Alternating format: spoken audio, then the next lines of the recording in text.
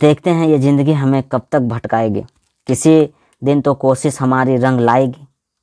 उस रोज़ हम आराम से बैठेंगे अपने कमरे में और कामयाबी बाहर खड़ी दरवाज़ा खटखटाएगी।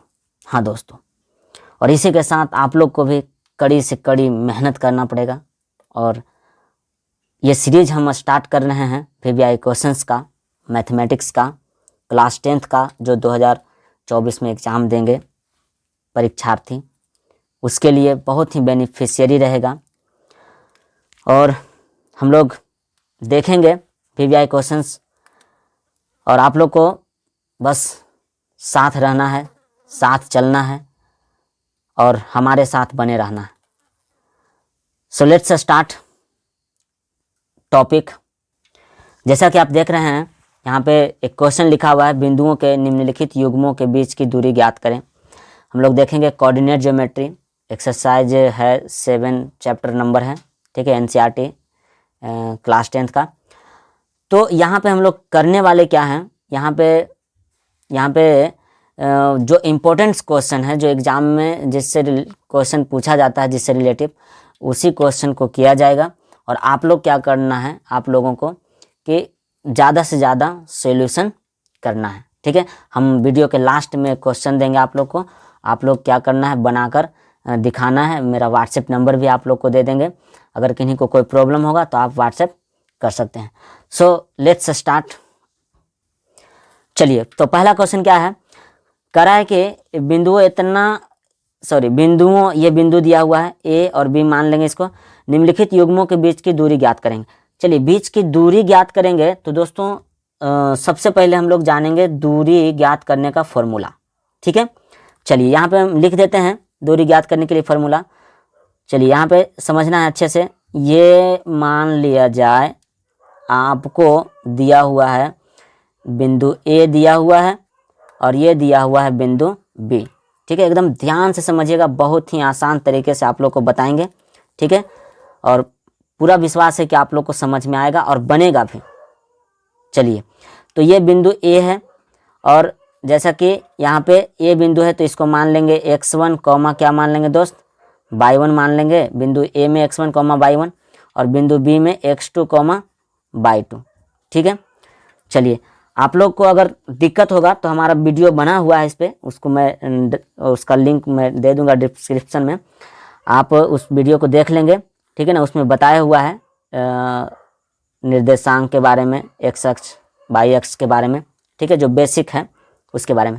फिलहाल यहाँ पे समझते हैं। बिंदु A में x1 कॉमा y1 है, बिंदु B में x2 कॉमा y2 है। बहुत ही आसान क्वेश्चन है, समझ जाएंगे आप लोग, ठीक है। टेंशन नहीं लेना है, घबराना नहीं है, हम आपके साथ हैं। चलिए, तो यहाँ पे देखा जाए तो ये यहाँ भी दो बिंदु है, एक A है और एक ये है, यानी इसको A मान लेंगे, इसको B मान लेंगे। चलिए, अब इसको करते हैं, ठीक है। सबसे पहले यहाँ पे लिख देते हैं दूरी सूत्र AB, ये डिस्टेंस फार्मूला हो जाएगा। अगर मान लिया जाए A और B बिंदु के बीच की दूरी निकालना है तो ये दूरी सूत्र लगाएंगे। चलिए, यहाँ पे लिख देते हैं दूरी सूत्र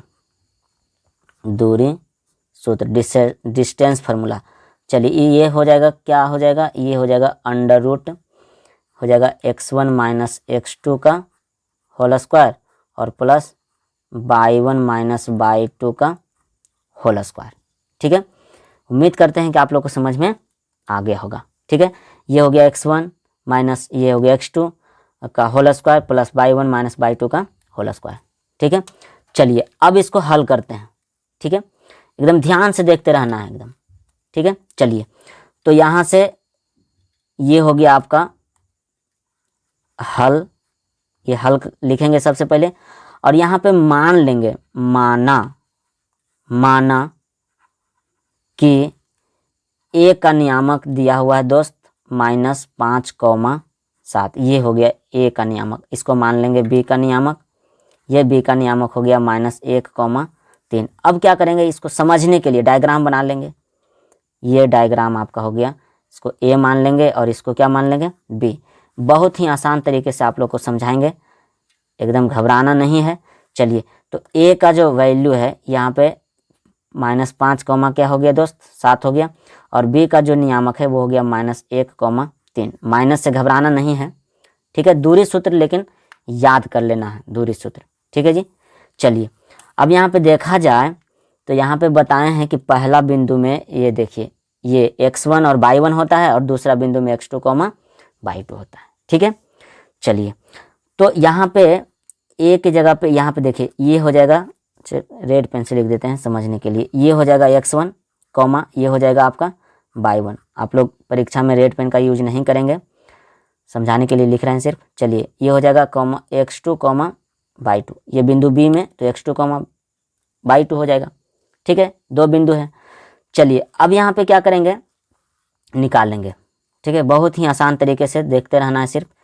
चलिए ए और बी, तो ए बी के बीच की दूरी निकालना है। चलिए ए बी के बीच की दूरी निकालना है। ठीक है, चलिए ठीक है।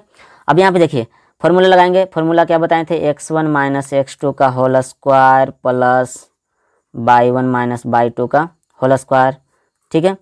चलिए अब यहाँ पे देखिए x1 की जगह पे क्या है, तो x1 की जगह पे हो जाएगा -5, माइनस है। x2 की जगह पे देखते हैं तो यहाँ भी देखिए माइनस यहाँ भी है और माइनस यहाँ भी, तो माइनस माइनस क्या हो जाएगा, प्लस हो जाएगा, सॉरी प्लस 1 हो जाएगा और इसका क्या हो जाएगा होल स्क्वायर प्लस। यहाँ पे देखा जाए तो y1, तो y1 का वैल्यू कितना है, तो 7 है। y1 का वैल्यू कितना है 7, माइनस y2 का वैल्यू कितना है, तो y2 का वैल्यू 3 है, तो यहाँ पे 3 का होल स्क्वायर। ठीक है। चलिए अब यहाँ पे क्या करेंगे, देखें अब यहाँ पे देखिए -5 प्लस 1 है, तो यहाँ पे घटेगा ना, माइनस और प्लस रहता है तो घटता है, तो यहाँ 5 में से घटेगा तो बचेगा -4 और -4 का होल स्क्वायर प्लस यहाँ पे 7 में से 3 घटेगा ना, तो 7 में से 3 घटेगा तो कितना बचेगा 4, इसका भी हो जाएगा होल स्क्वायर। ठीक है, एकदम ध्यान से देखते रहना है। ठीक है। चलिए अब यहाँ पे क्या करना है, देखिए यहाँ पे क्या करना है, यहाँ पे स्क्वायर करना है, तो -4 का स्क्वायर करेंगे तो माइनस माइनस 2 बार में प्लस हो जाएगा, तो और 4 चौ 16, यानी 4 का स्क्वायर करेंगे, यहाँ पे कर देते हैं देखिए -4 का स्क्वायर बराबर -4 गुना -4 करेंगे तो माइनस माइनस 2 बार में प्लस हो जाता है, 4 गुना 4 करेंगे तो क्या हो जाएगा 16। एकदम आसान तरीका से समझना है, तो यहाँ पे हो जाएगा 16। अब देखिए 4 है तो 4 का भी स्क्वायर करेंगे, तो 4 गुना 4 करेंगे तो 4 चौ कितना हो जाएगा दोस्त 16, तो यहाँ भी हो जाएगा कितना 16। ठीक है। चलिए अब क्या करना है, देखिए अब यहाँ पे क्या करना है, अब यहाँ पे जोड़ना है, तो 16 और 16 क्या हो जाएगा 32। ठीक है। अच्छा 32 का अभाज्य गुणनखंड करेंगे, और नहीं तो आप लोग को पता होगा 32 को लिख सकते हैं 16 गुना 2, तो 16 गुना 2 में लिख सकते हैं, और 16 का वर्गमूल आप लोग को पता होगा 4 होता है, और अंडर रूट क्या हो गया 2, क्योंकि 2 का पूरा वर्गमूल नहीं निकलता है। उम्मीद करते हैं कि आप लोग को समझ में आया होगा और अच्छे से आया होगा। तो आपका ये आंसर हो गया 4√2 इकाई, ये इतना मात्रक हो गया। ठीक है जी, इतना मात्रक हो गया आपका ए और बी, यानी कि ए और बी के बीच की दूरी हो गया आपका 4√2, ये हो गया आपका आंसर। ठीक है। चलिए उम्मीद करते हैं कि आप लोग को समझ में आ गया होगा क्वेश्चन। ठीक है। अब क्या करते हैं, आपको बहुत सारा क्वेश्चन देते हैं और आपको क्या करना है, इसी तरह से बनाना है, सेम टू सेम इसी तरह से बनाना है। ठीक है। चलिए हाँ दोस्तों देखिए आपके स्क्रीन पर बहुत सारा क्वेश्चन दिया हुआ है, हमने यहाँ पे 8 क्वेश्चन को इंक्लूड कर दिया है, और आप लोग को कहीं से भी किसी भी चीज़ की दिक्कत नहीं होगी। यहाँ पे क्वेश्चन भी होगा, सॉल्यूशन भी होगा, सब कुछ होगा। ठीक है। ये मेरा व्हाट्सएप नंबर है, ये आप नोट कर लीजिएगा। ठीक है, व्हाट्सएप नंबर है मेरा 7091405921। ठीक है। किसी भी तरह का अगर कोई दिक्कत होगा तो आप व्हाट्सएप नंबर पे मैसेज कर सकते हैं। ठीक है।